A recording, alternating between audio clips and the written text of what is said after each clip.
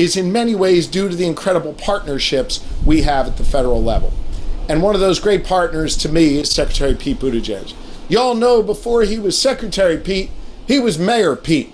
He was a guy on the ground in South Bend, Indiana, who saw the impact of his work every day because he walked down the streets in his neighborhood, because he ate at the local diner and folks chatted him up, because he saw that when you passed a budget, it wasn't just a bunch of numbers on a spreadsheet. It was a statement of principles and priorities, and his principles, his priorities, the principles and priorities of the president are making sure we look out for regular folks in this country, especially here in Pennsylvania, and we rebuild our infrastructure.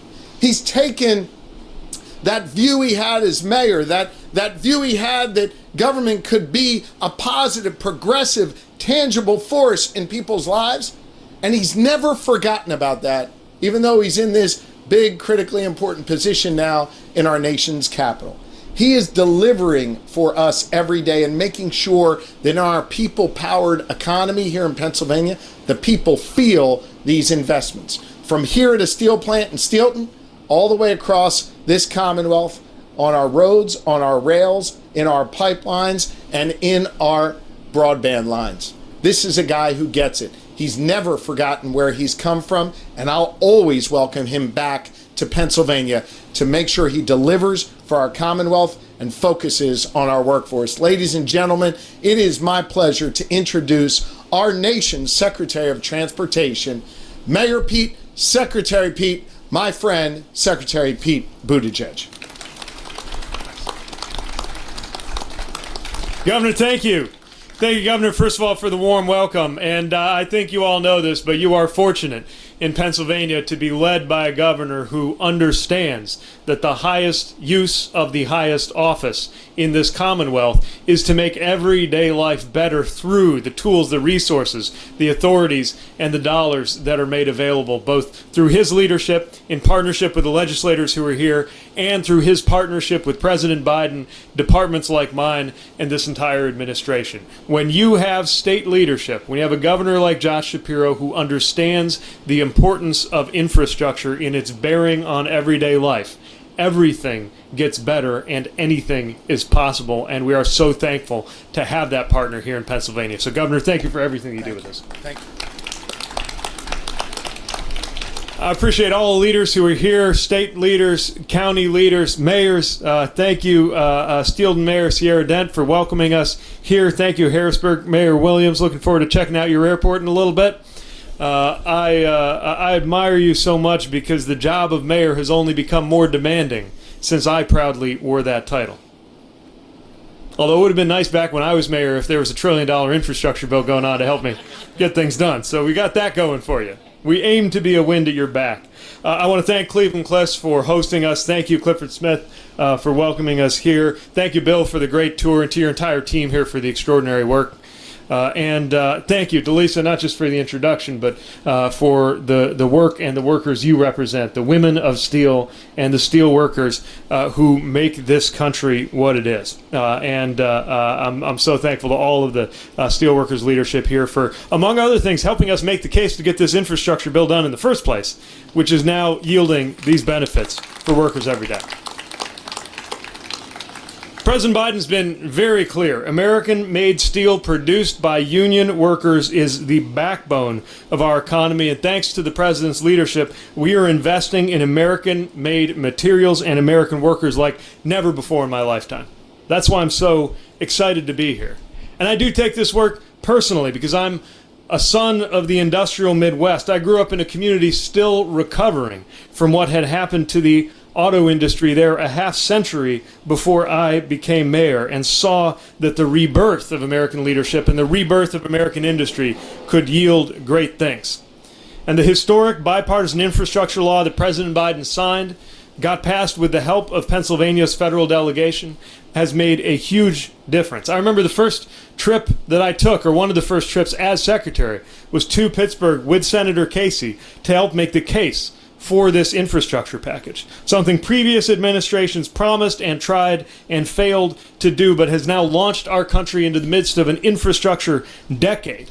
investing, yes, in our roads and bridges and airports, but more than that, investing in the people who make them, the people who transport these goods to the job sites, people who physically construct the infrastructure we count on. That's why it matters to be in the midst of the biggest effort since the Eisenhower administration to update our infrastructure.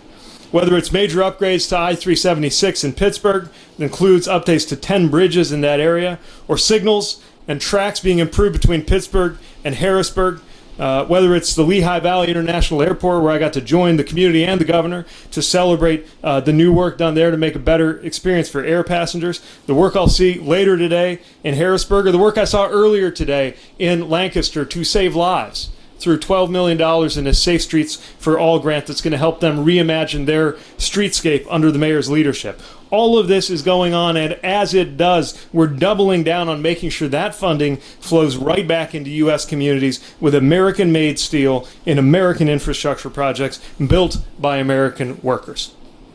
And it couldn't come soon enough, because for too long, competitors, especially the Chinese government, subsidize the overproduction of steel, creating artificially low-priced materials that are also made by some of the most carbon pollution-intensive processes. The exact opposite of what I got to see with the BRI facility that we were at in Toledo not long ago. We're not going to allow our high-quality, low-pollution steel to be undercut anymore. President Biden has been clear about that, and that is why he tripled the tariff rates on any steel imported from China.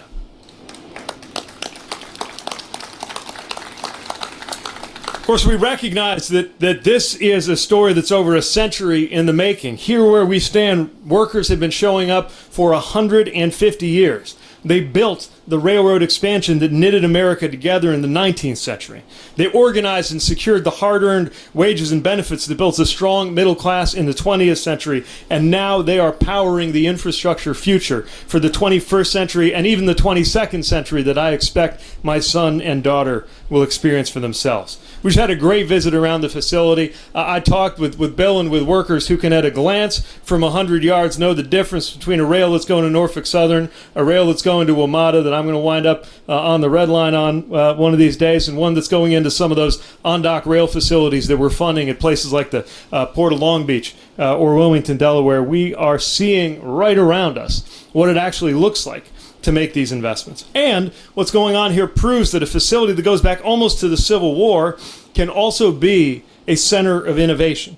It was the first facility in the country to exclusively produce steel, and now is at the forefront of some of the advanced methods that emit so much less carbon pollution than anything coming in from China does. It's the kind of innovation that would have served my hometown of South Bend well. This facility is showing how to write a better story and multiply the possibilities for economic growth. And as the governor said, what's important about these sums, these dollars, these policies that are going forward isn't how many commas or how many zeros are in them. It's how many presents under the tree, how many cars and trucks in the driveway, how many homes owned and children educated will be possible for families supported by the good-paying jobs and the supply chains that we are strengthening right now. Every time somebody boards a subway or streetcar or rail car riding on rails built with Steelton steel, they are better off and safer because of the quality of what you do here. And speaking as a former Navy officer, although I did counterterrorism as one of those Navy officers who somehow managed to never wind up on a ship, they kept sending me to landlocked places. But it means a lot to me to know what this facility does to create steel that is used in naval vessels all over the world. And we're just getting warmed up. We're at the outset of this infrastructure decade, generating infrastructure that will give a generation of workers pride in being able to look at things from a streetcar in Santa Ana to a Brightline train in Miami to the retractable roof over the Raiders Stadium in Las Vegas, which I know is constructed out of that steel, and say, I built that. Your kids and your great-grandkids will know that you made transportation safer, more resilient, and more reliable. And I'm so glad I could hear to see for myself, tell the country, and report back to the President of the United States the extraordinary work that you do here every day. Thanks so much for having us, and thanks for the great work. I believe we have time for a couple of media questions. My colleague Alexandra will quarterback that. I realize you're both here in your current respective roles today. I realize you're both here in your current respective roles today, but I can't help myself. Strikes me that I'm looking at two possible very early front runners for the 2028 Democratic nomination. Just wondering if you could both, and I'm not going to ask you a question I know you're not going to answer, but just wondering if you could talk about how what you're doing today matters for whatever everybody's future ambitions might be. Well, all I can say is that any job I've ever had, I've known the most important thing is to do that job well. And what we have right now is a moment on our hands where the president has asked our department to deliver a level of investment that's not happened in my lifetime. That's taking roughly 110% of my talents and attention. And I'm humbled and proud to be able to do that every day. I've already got a job and we've already got a president, but I'm proud to be out here doing that work.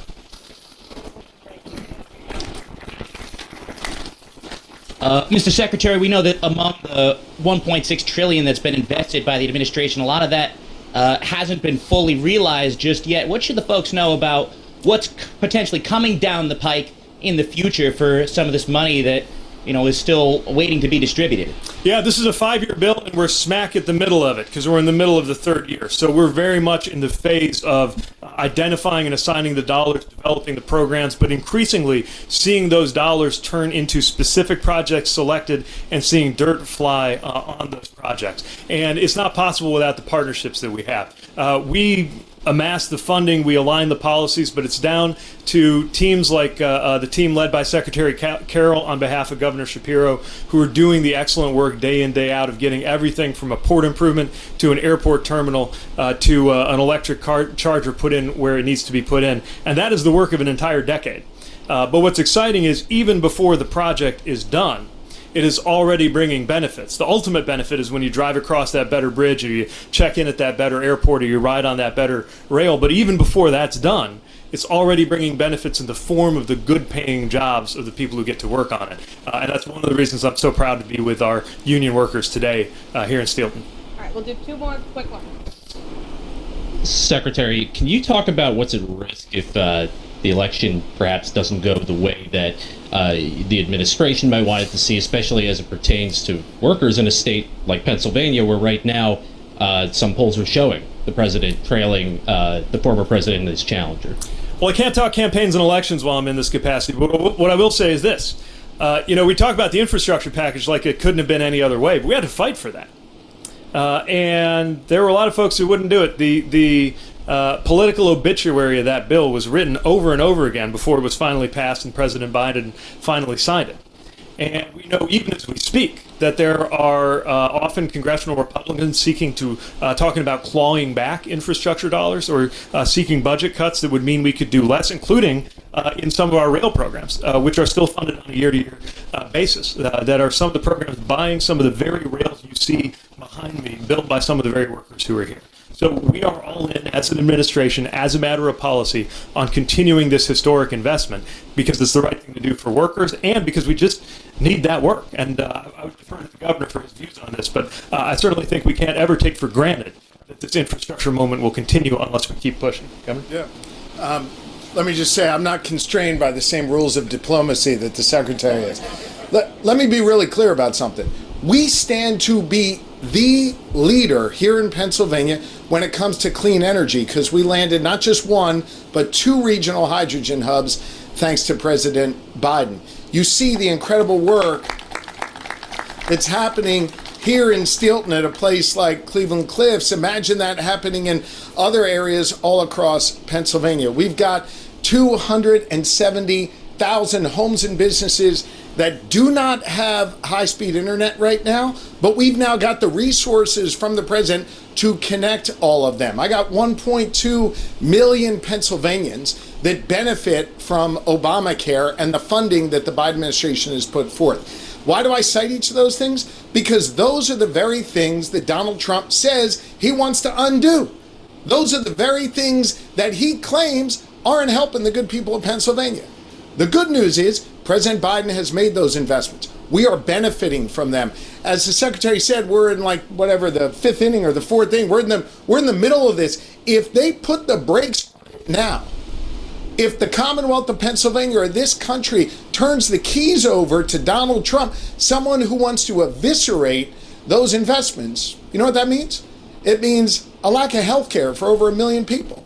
It means we lose out on the prospects of tens of thousands of jobs that we know are going to come because of these investments. It means a whole lot less freedom and opportunity for the good people of Pennsylvania because, of course, we know not only do they want to restrict the investments in Pennsylvania, Donald Trump and his allies do, they also want to restrict our freedoms, whether it's the freedom to marry who you love, the freedom to be able to make decisions over your own body, the freedom to take the medicines you want to take. So therefore, less freedom, less economic opportunity. Now is not a time to go backwards, which is the direction Donald Trump wants to go in. And so when I'm up here as your governor, and we're all celebrating the good things we're getting done, all the GSD, all the stuff we're getting done, part of the reason we're able to get that stuff done is because of these federal investments. It'll be harder for me to deliver for the good people of Pennsylvania without the investments that President Biden is making. And so the Secretary may not be able to say it. I'll say it. It'll be a dangerous path if we go backwards to Donald Trump. Less freedom, less opportunity, less jobs, less health care, less economic progress in Pennsylvania. Okay. We're talking about investments in Pennsylvania. I was wondering, Secretary, is there any money in this pot that you have yet to spend that will be devoted to the I-83 bridge that so many of us travel across every day? You sound like Josh Shapiro. I've gotten a phone call or two about this from your governor, from your senators and others. What I can tell you, I can't say much because it's in an active process right now, but what I can tell you is we have received applications related to I-83. The governor has communicated how important that is. Our bridge investment program is a program that gets a lot of competition and a lot of applications, but I've committed to the governor and anybody else who calls to make sure that this application and this idea gets every appropriate look because we understand how important it is to the community. All right, thank you. Good question, Jan. Thank you. You didn't put her up to that, did you?